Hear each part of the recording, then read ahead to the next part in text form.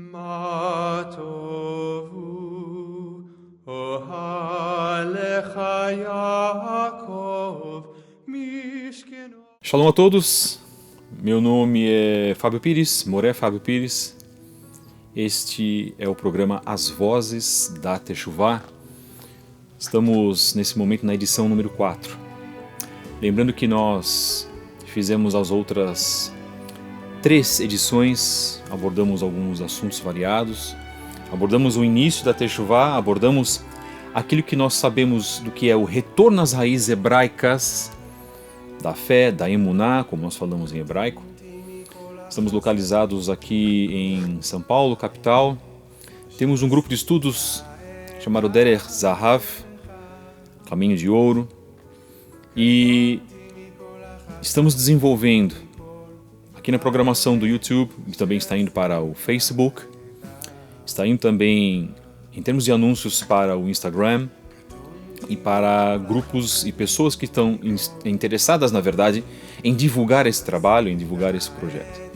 Então vocês já acompanharam os primeiros programas e hoje, na verdade, temos um assunto muitíssimo especial para anunciar que teremos a presença no próximo programa, na verdade, do Rosh Maurício Ulisses, que é o líder da congregação Brit Olam de Joinville e que também tem uma representação aqui em São Paulo, na capital paulista.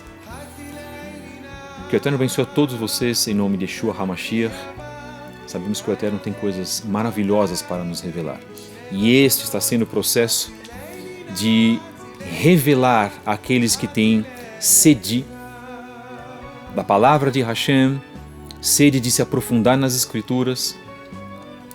E lembrando que aos judeus foram dados os oráculos do conhecimento, segundo o próprio Talmud, o próprio chamado de apóstolo, pelo cristianismo, Shaul HaShaliach, conhecido como apóstolo Paulo, homem judeu, zeloso da Torá, e que produziu grandes textos, até de complexo entendimento, mas sabendo que tudo aquilo que ele colocou está verdadeiramente de acordo com o Tanar, mais especificamente com a Torá, e até segundo outros escritos da literatura judaica, e isso nós vamos comentar mais para frente, quando fizermos alguns programas, e assim o Eterno nos permita realizar, especificamente sobre a obra de Shaul HaShaliach dentro da Brit Hadashah do Novo Testamento.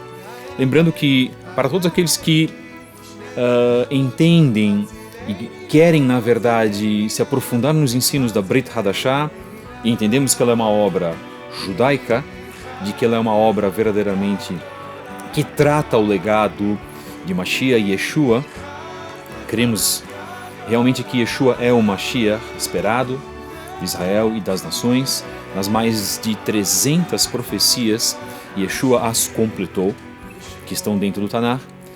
Observamos que a Brit Hadashah são textos verdadeiramente correspondentes à cultura, à vida do povo judeu. Precisamos também colocar alguns temas importantes, eles serão colocados nos próximos programas, de uma análise macro da Brit Hadashah, isto é, da Aliança Renovada, erroneamente chamada de Novo Testamento pela Igreja Católica Apostólica Romana. O que nós queremos, na verdade, evidenciar e mostrar aqui não é um debate ou um combate a religiões, que fique muito bem claro, mas que nós possamos verdadeiramente nesse programa mostrar, e nos demais programas também, mostrar a autenticidade da Brit Hadashah segundo aquilo que rege as nossas vidas, que é a Torá. A Torá foi o bem universal entregue pelo Eterno à nação de Israel e a todas as nações da terra. Nada supera a Torá. Mas sabemos também que há literaturas adjacentes que completam o entendimento da Torá. Obras que serão mencionadas também aqui e que sabemos que teremos todo o tempo promovido por Hashem para que possamos analisá-los. Deixando muito claro que aqui esse programa respeita todas as visões, respeita as opiniões, mas algo nós devemos deixar muito claro. Não estamos aqui brincando com a palavra do Eterno.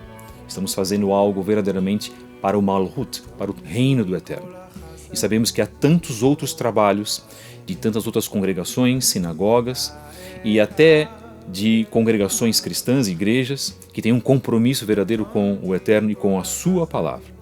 Nós queremos parabenizar a todos que têm um trabalho sério dentro das redes sociais, e o nosso é mais um trabalho que vai completar a gama de informações que nós já temos. O nosso assunto hoje é as comunidades ou as congregações, que no hebraico chamamos de Kehilot, messiânicas, logo após a morte de Yeshua HaMashiach. O que é pouco evidenciado nos cursos de teologia cristãos, porque eles abrangem mais a partir do Concílio de Nicéia, a partir de 325 em diante. Nós vamos evidenciar aqui como funcionavam essas congregações, como se dava a rotina litúrgica, congregacional, os propósitos, os objetivos, na verdade, daquelas congregações Kehilot que foram fundadas especialmente por Shaul HaShaliach, que iam da Europa até a Ásia, na região do Ponto, por exemplo, e que são mencionadas na Brit Hadashah. Veremos que são tradições judaicas mantidas e que não fogem em nada daquilo que o povo Yehudi, do povo judeu, da nação de Israel, aprendeu através dos patriarcas. O que nós queremos colocar aqui, na verdade, é a autenticidade dessas congregações.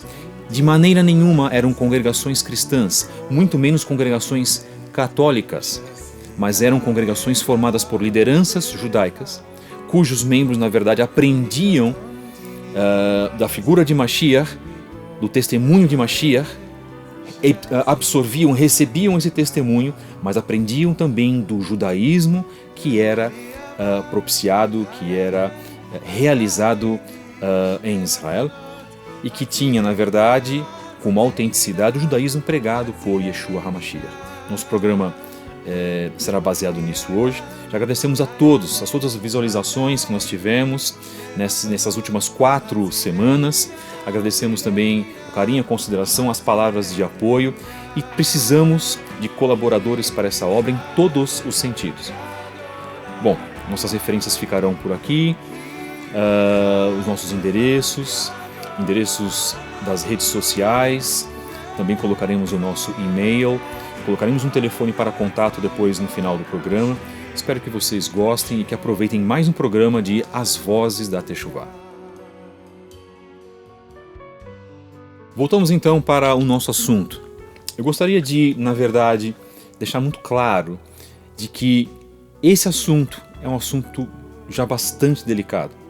Teremos muitos assuntos importantes que nós vamos tratar ao longo da série de As Vozes da Teshuvá.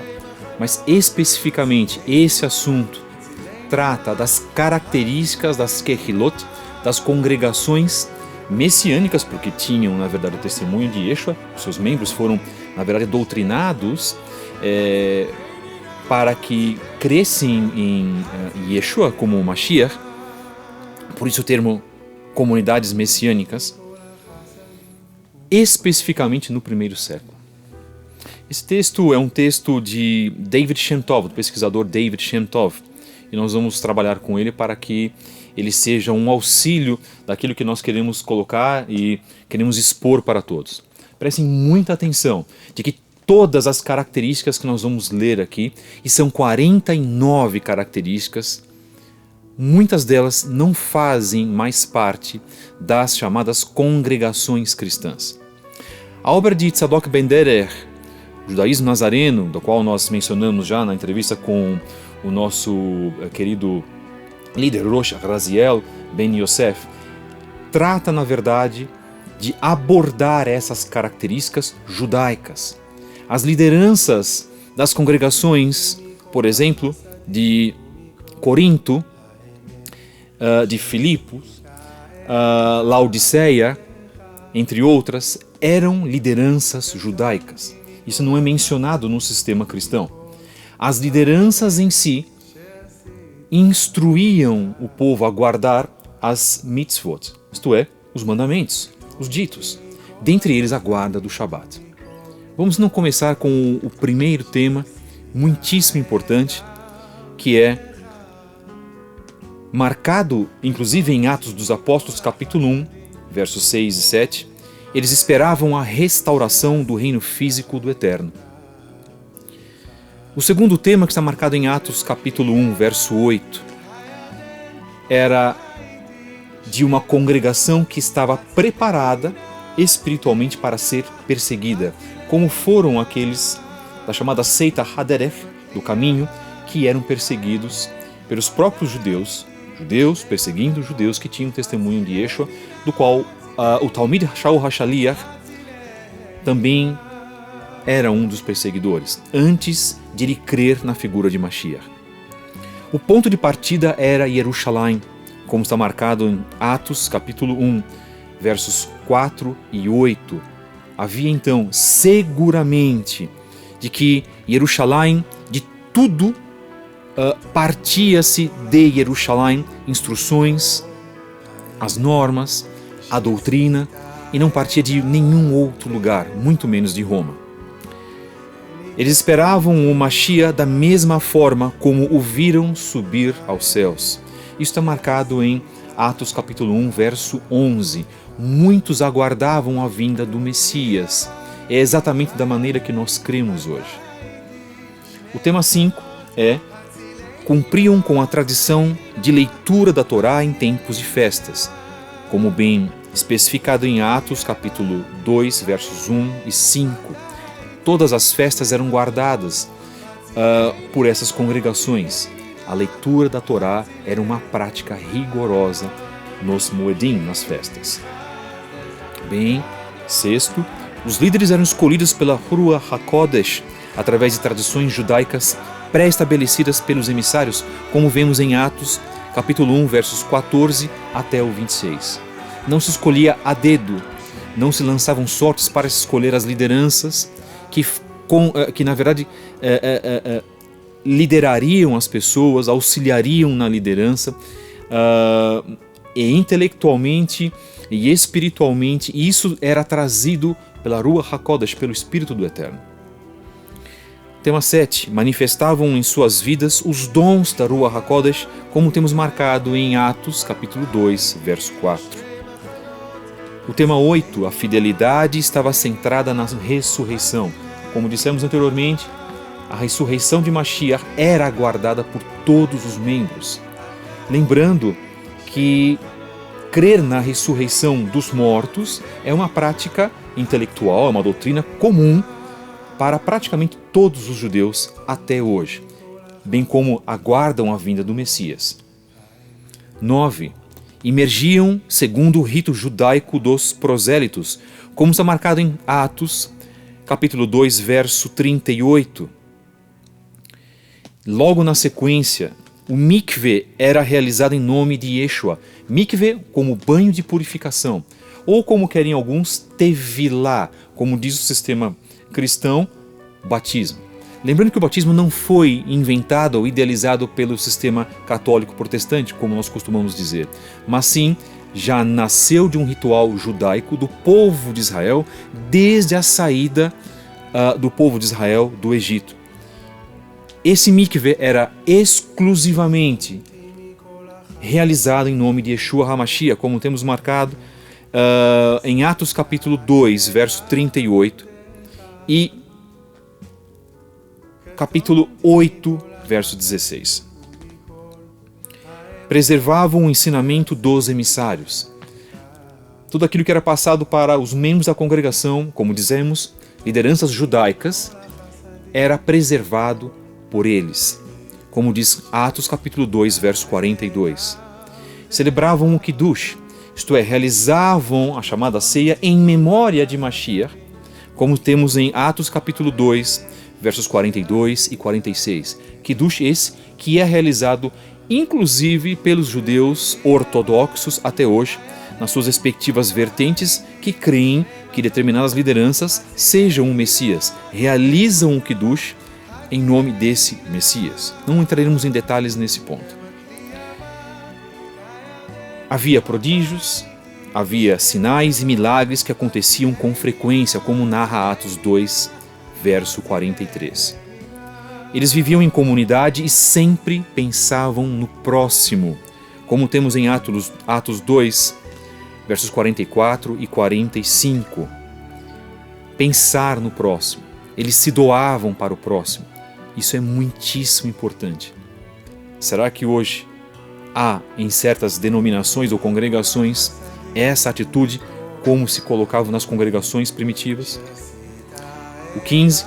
Frequentavam o Beit HaMikdash diariamente. Frequentavam, sim, o templo.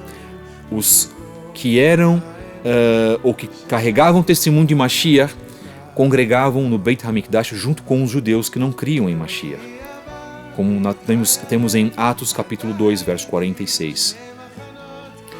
Possuíam também um bom relacionamento com a comunidade e eram queridos por eles, como marcado em Atos 2, versos 47. O crescimento era dado pelo Eterno e não pelo homem. Consultavam, oravam, faziam suas tefilot para receber a resposta de Hashem, e nisso eles eram atendidos, como temos Atos 2, verso 47. Observavam o costume de Minha, ou seja, faziam as orações judaicas, Shaharit, Minha e Arvit. Faziam as suas tefilot 3 vezes ao dia, como está marcado em Atos 3, verso 1. Eles agiam sempre em nome de Yeshua, como está marcado em Atos 3, verso 6. 20.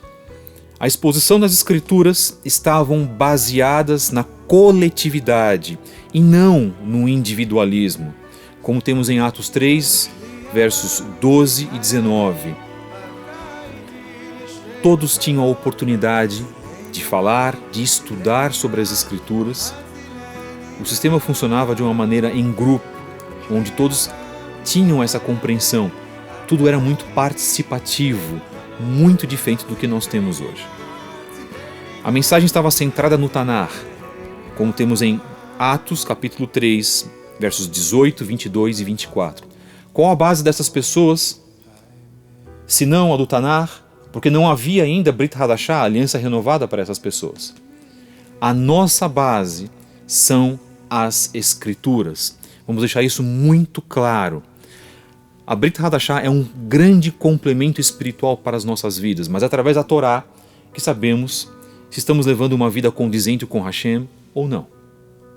Bem, na sequência, era reconhecida pelo ensinamento do Mashiach, Atos 3, versos 13 e 20, e Atos, capítulo 4, verso 33, como atestam os escritos.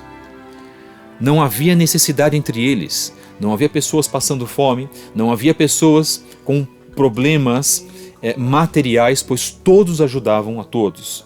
Como está marcado em Atos capítulo 4, verso 34 e 2, verso 44. Curavam os endemoniados, como está marcado em Atos 5, verso 16. Isso também fazia parte dos prodígios, como nós narramos. Aqueles que carregavam demônios Shedim, e isso também é evidenciado no judaísmo ortodoxo. Essas pessoas são curadas em nome de Mashiach e Yeshua. Vamos deixar isso muito claro.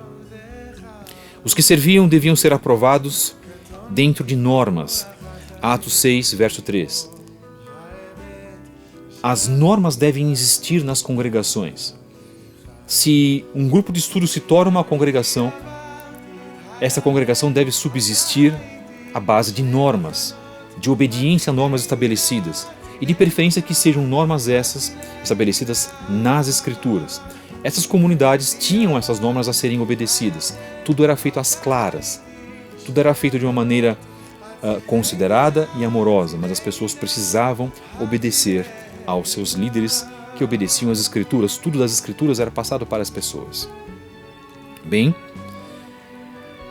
ensinavam de maneira expositiva, como está marcado em Atos capítulo 7, através das Haggadot e das Drashot. Portanto, o sistema de ensino judaico, como nós comentamos também aqui em programas passados, eles eram aplicados nas comunidades, nas congregações ou Kehilot messiânicas do primeiro século. Os emissários só iam a outros lugares direcionados pela Ruach HaKodesh. Então o Espírito do Santo indicava, dava a diretriz para onde eles deveriam ir para realizar a obra do Eterno. Isso está marcado em Atos capítulo 8, versos 29, 39 e 40. aqueles que reconheciam que Yeshua era o Mashiach iam às sinagogas. Isso está marcado em Atos 6, verso 9, 9, verso 2 e versos 20 e 21. Quando a Kehilá está centrada em Jerusalém, certamente há Shalom, a paz. Falamos agora há pouco, as instruções, o centro espiritual era Jerusalém. Sempre foi, antes da tomada de Roma. Isso está marcado em... antes da tomada por Roma. Atos 9, versos 28 e 31. 30.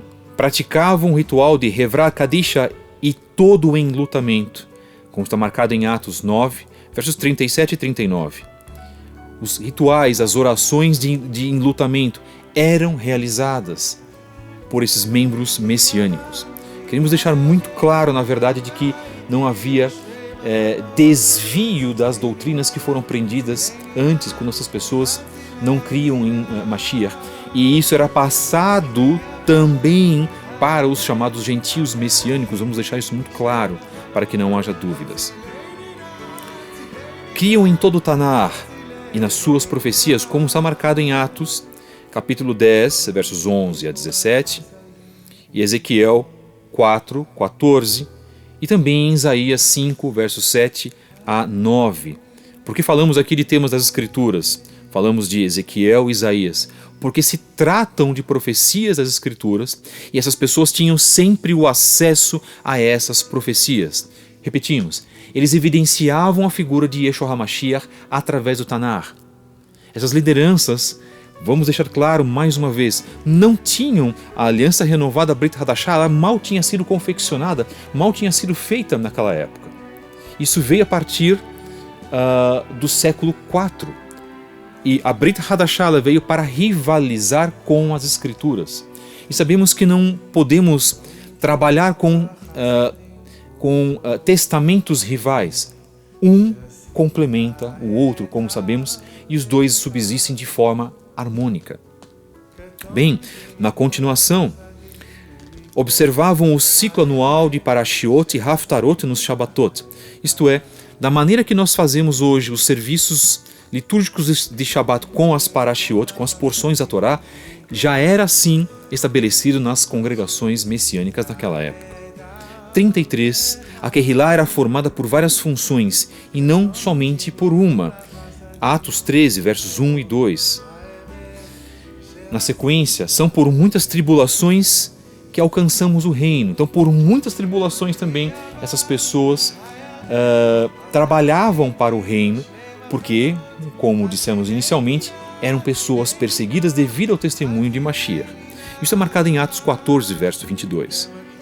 35. Eram elegidos anciãos para tomar conta das reuniões. Pessoas com mais experiência, pessoas que já tinham passado por momentos de fé, dentro da fé judaica, e especialmente para trabalhar, para doutrinar, para cuidar daqueles neófitos, como podemos chamar, novos na fé. Essas pessoas eram escolhidas. Como está marcado em Atos 14, verso 23. Bem, as questões relacionadas à comunidade eram discutidas pelos anciãos e não determinadas por um chefe. Não havia, na verdade, uma centralidade numa única pessoa, mas todas as decisões, todas as questões eram discutidas por esses mesmos anciãos, como narra Atos 15, verso 6. Na sequência, eram dadas obrigações iniciais aos gentios conversos e não a Torá inteira. Engana-se quem, na verdade, acha que para os gentios conversos, os neófitos, toda a Torá deve ser passada para eles. De fato, na verdade, reconhecemos a Torá, suas prescrições, mas aqueles que se convertem, principalmente os que saem do sistema hoje, o sistema católico protestante, eles devem receber a Torá de uma maneira gradativa. Estamos lidando com seres humanos, não estamos lidando com animais, e sequer com um animal faríamos isso, e não estamos lidando com objetos inanimados. Como Atos 15, verso 20. Bem na sequência, e muito importante, circuncidavam os conversos mais instruídos, como está marcado em Atos 16, 1. Isso sequer é imaginável nas congregações de hoje. 39 celebravam o Rosh Hashanah, isto é, o Ano Novo Judaico, como está marcado em Atos 16, verso 13. 40 ensinavam costumes judaicos. Isso é muitíssimo importante. Falamos sobre isso no programa que fizemos sobre a mentalidade hebraica versus a mentalidade greco-romana. Nós precisamos abandonar a mentalidade anterior para que possamos assumir de uma maneira agradável, de uma maneira pura, de uma maneira condizente às coisas de Adonai e condizente às coisas do povo de Israel, para que possamos dar a prova, o testemunho fiel dos costumes judaicos também que precisam ser entendidos e assimilados. Bem, isso está marcado em Atos 16, versos 20 e 21. 41, não havia dúvidas, eles guardavam o Shabat, como está marcado em Atos 17, 2, 16, verso 13, 18, verso 4 e Atos, capítulo 19, verso 8. 14, celebravam a Havdalah, isto é, celebravam o final do Shabat, a cerimônia de final do Shabat, muitíssimo importante, falaremos também nos programas seguintes sobre o Shabat e as implicações dele, obviamente. Isso está marcado em Atos 20, verso 7. 43, os judeus também continuavam zelosos da Torá, Atos 21, 20. 44, ofereciam sacrifícios devidos no templo, como está marcado em Atos 21, verso 26.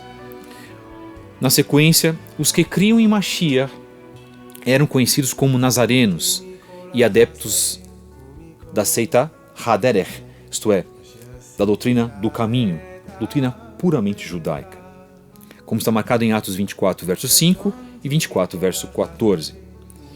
Na sequência, eles eram acusados falsamente de desobedecer a Torá por inveja, mas isso não poderia ser provado, como está marcado em Atos 24, 11 até o verso 14. O próprio Shaul HaShaliach foi acusado de querer desviar os judeus da Torá, mas isso não era verdade. Infelizmente, a figura de Shaul HaShaliach, que estudaremos também na sequência dos programas, ela foi esfumaçada.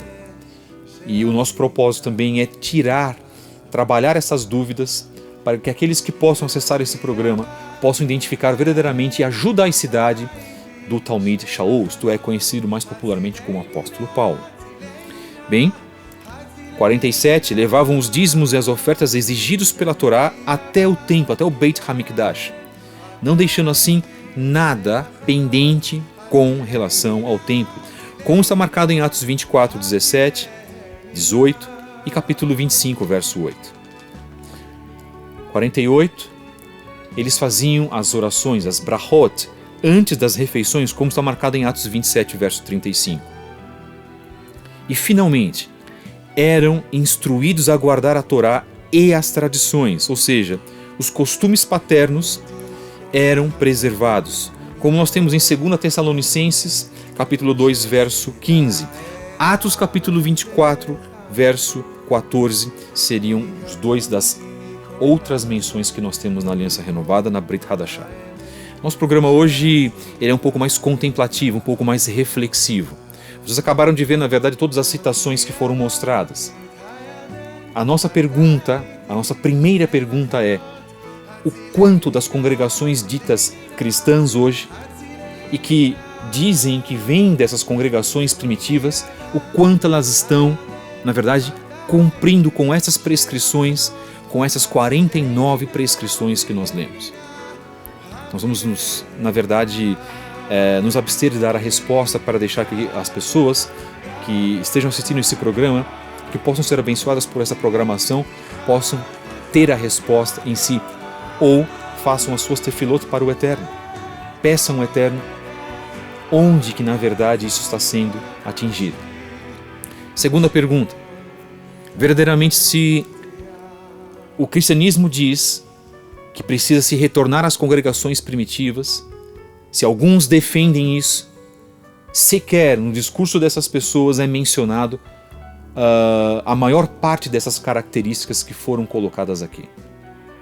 Seria hoje inimaginável para que se guardasse o Shabat? Seria inimaginável ainda para que os mais instruídos realizassem a circuncisão, a chamada Brit Milá? Onde foi que aconteceu esse erro? Aonde essas congregações mudaram, na verdade, o comportamento para atingirem esse estado hoje que elas se encontram? Uma das respostas para essa pergunta é o chamado Concílio de Nicéia, feito no ano de 325. Vamos abordar isso também futuramente no aspecto histórico dos nossos programas de As Vozes da Techuvá. Eu creio que esse programa pode trazer a reflexão a muitos de vocês. Se você, que é cristão e que está na verdade sentindo o chamado do Eterno para fazer o retorno às raízes hebraicas da fé e tem essa legítima escolha para realizar, e você pode verdadeiramente fazer isso, leia atentamente aquilo que Yeshua diz em Matitiahu 15, 24, quando ele diz à mulher cananita que ele não tinha vindo senão para os dispersos da casa de Israel. Quem são os dispersos da casa de Israel? Porque muitos de nós estamos nos atentando a cumprir a Torá, porque centenas e milhares de pessoas, na verdade, ao redor do mundo, estão abandonando o sistema católico protestante e vindo para a fé patriarcal de Avraham, Isaac e Yaakov. Este é um dos propósitos do programa As Vozes da Techuvá. Espero que todos vocês tenham gostado. Nosso assunto é um assunto muitíssimo importante e fechamos então o programa 4, convidando mais uma vez a todos a fazerem uma reflexão. Bem, as nossas informações estão passando nas tarjas, nossos endereços do Instagram, endereços do Facebook, e no final do programa trazemos também nas considerações finais, vamos deixar um telefone para contato. Se você quiser fazer contato conosco, fique à vontade. Nós temos também grupos regionais que são estabelecidos no WhatsApp. Temos grupos de alguns estados do país e de pessoas que já estão, na verdade, se atentando a esse chamado para que possam modificar as suas vidas, não pelo homem, mas pelo chamado que o Eterno tem feito. E se você quiser participar de um desses grupos, seja de onde você quiser, de onde você vier, e se você quiser, e já tiver um grupo de estudos formado, entre em contato conosco pelas informações que nós vamos expor a vocês. Agradecemos a todos, agradecemos ao irmão Francisco, ao Peterson Herrera também, que são, na verdade, os produtores e editores desse programa, respectivamente, e convidamos vocês a continuar acompanhando mais de As Vozes da Techuvá.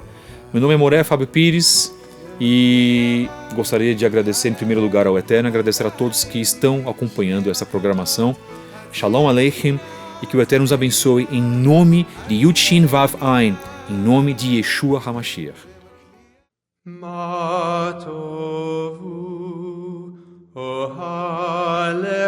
Yaakov, Mishkenotecha Yisrael.